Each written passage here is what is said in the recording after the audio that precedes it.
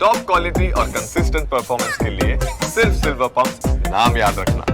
ઇન્ડિયાની agriculture economy બહુ ઝડપથી મોડર્નાઇઝેશન થવા તરફ જઈ રહી છે અને સાથે સાથે એગ્રોકેમિકલ બિઝનેસ કે એમાં પણ તમે જો દિવસે ને દિવસે નવી ઓપોર્ચ્યુનિટીઝ ઊભી થઈ રહી છે અને આ વચ્ચે જીએસપી ક્રોપ સાયન્સ કે જે પોતાનો આઈપીઓ લઈને આવવા જઈ રહી છે તો આવો આપણે મેનેજમેન્ટ સાથે સમજીએ કે કંપનીની રિયલ ગ્રોથ સ્ટોરી શું છે. તો કંપનીના ચેરમેન અને એમડી ભાવેશ શાહ આપણી સાથે જોડાઈ ગયા છે. સર, સૌથી પહેલાં તો આપનું સ્વાગત છે.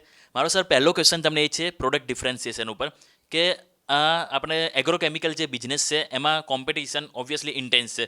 તો આપણે જે બીજા જે કોમ્પિટિટર્સ છે એમની કમ્પેરમાં આપણી પ્રોડક્ટમાં એવું શું ડિફરન્સિએશન છે? કારણ કે આપણને ખ્યાલ છે કે મોટાભાગના કોમ્પિટિટર્સ હોય છે કે જેમના જે બાયો ફોર્મ્યુલેશન હોય છે એ સિમિલર હોય છે. તો એવું શું ડિફરન્સિએશન છે સાયન્ટિફિકલી અથવા ટેકનિકલી, સર?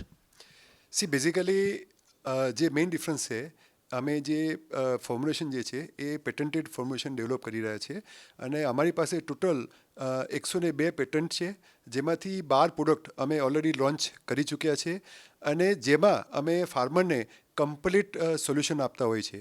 એટલે જે બી પ્રોડક્ટ જે પેસ્ટ માટે હોય કે ડિસીઝ માટે હોય એના માટે કમ્પ્લીટ સોલ્યુશન મળે. સેકન્ડ, ફોર્મ્યુલેશન જે છે એ ફોર્મ્યુલેશન અમે એ રીતે ડેવલપ કરી રહ્યા છીએ જેથી કરીને એ ફોર્મ્યુલેશનના લીધે ફાર્મરને ઘણો બેનિફિટ થાય. અમારું એક ફોર્મ્યુલેશન છે સ્લેયર પ્રો, જેમાં અમે જીપીઆરએસ ટેકનોલોજીથી એ ફોર્મ્યુલેશન ડેવલપ જે કર્યું છે. એના ઇનોવેટિવ ફોર્મ્યુલેશનના લીધે એ ફાર્મરને જે છે એ ઇફેક્ટિવનેસ એ સારી થતી હોય છે. બીજું એક્ઝામ્પલ આપું તો અમારું એસએલઆર પ્રોડક્ટ જે છે એ કોટન માટેની પ્રોડક્ટ છે અને એનું ફોર્મ્યુલેશન સસ્પો ઇમર્ઝન ફોર્મ્યુલેશન જે ઇન્ડિયામાં અમે ફર્સ્ટ ટાઈમ એ પ્રોડક્ટ લોન્ચ કરી હતી. તો આ ઇનોવેશનથી ને લીધે અમારું જે પ્રોડક્ટ જે છે એ બીજા કરતાં ડિફરન્ટ છે.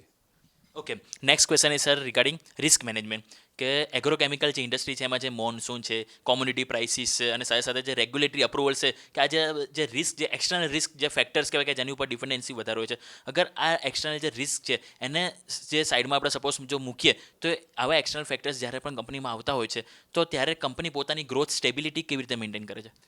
બેઝિકલી જે મોન્સૂનનું રિસ્ક છે એને ઝીરો તો તમે ના કહી શકો, પણ અમે મિનિમાઇઝ કરવા માટે અમે એટલા માટે જે ક્રોપ છે, સપોઝ રાઈસ ક્રોપ છે જે ઇન્ડિયામાં ટોટલ કન્ઝપ્શનના 40% કન્ઝપ્શન એમાં થતું હોય છે, જેમાં ઇરિગેશન ફેસિલિટી બહુ સારી હોય છે અને તો જે રાઈસ ક્રોપ કરતા હોય છે. તો આવા જે ફાર્મર પાસે ઇરિગેશન ફેસિલિટી છે એવા ક્રોપ ઉપર અમે અમારું ફોકસ જે છે એ વધારી રહ્યા છે, જેના લીધે અમને એનો બેનિફિટ થઈ રહ્યો છે. Okay, next question is regarding export growth.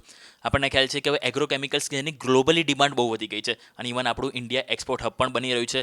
તો આપણે કંપની ખાસ કરીને ફ્યુચર ગ્રોથ માટે ઇન્ટરનેશનલમાં કયા માર્કેટ છે કે જેને આવનારા દિવસોમાં વધારે ઇમ્પોર્ટન્ટ આપશે?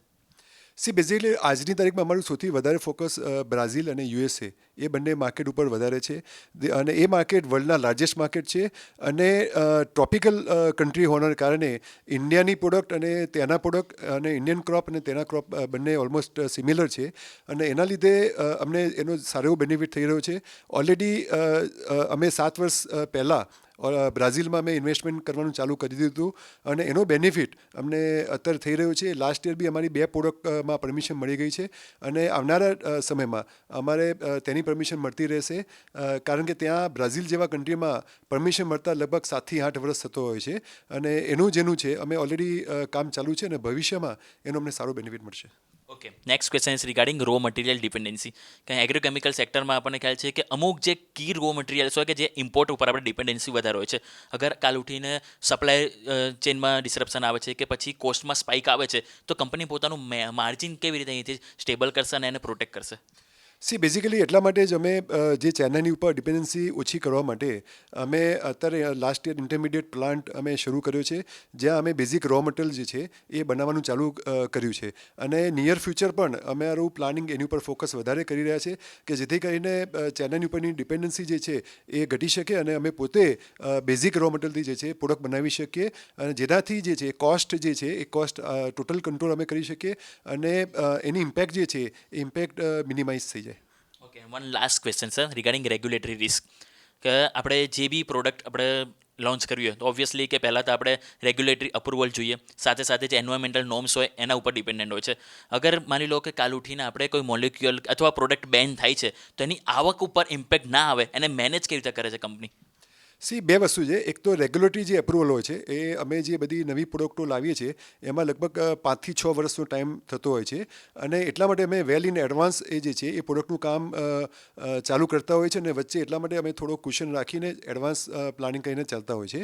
સેકન્ડ મેઇન ઇમ્પોર્ટન્ટ જે છે એ જે પ્રોડક્ટ બેન થવાનું નોર્મલી શું છે કે જે એના ટોક્સિસિટી જે ટ્રાયંગલ હોય, હવે પર્ટિક્યુલર રેડ ટ્રાયંગલવાળી જે પ્રોડક્ટ હોય અમે ઓલરેડી 4 વર્ષ પહેલાં અમે બધી પ્રોડક્ટો બંધ કરી દીધી છે અને આજે અમે જે બી પ્રોડક્ટો અમે લોન્ચ કરી રહ્યા છીએ આજની તારીખમાં અમારી પાસે જે પ્રોડક્ટ છે બધી સેફ પ્રોડક્ટ છે અને ભવિષ્યના ફ્યુચરમાં આવનારી પ્રોડક્ટો બી જે સેફ પ્રોડક્ટ જે છે એ પ્રોડક્ટ ઉપર જ અમે એની ઉપર ફોકસ જે છે કરી રહ્યા છીએ. Okay, wish you all the best for the IPO sir.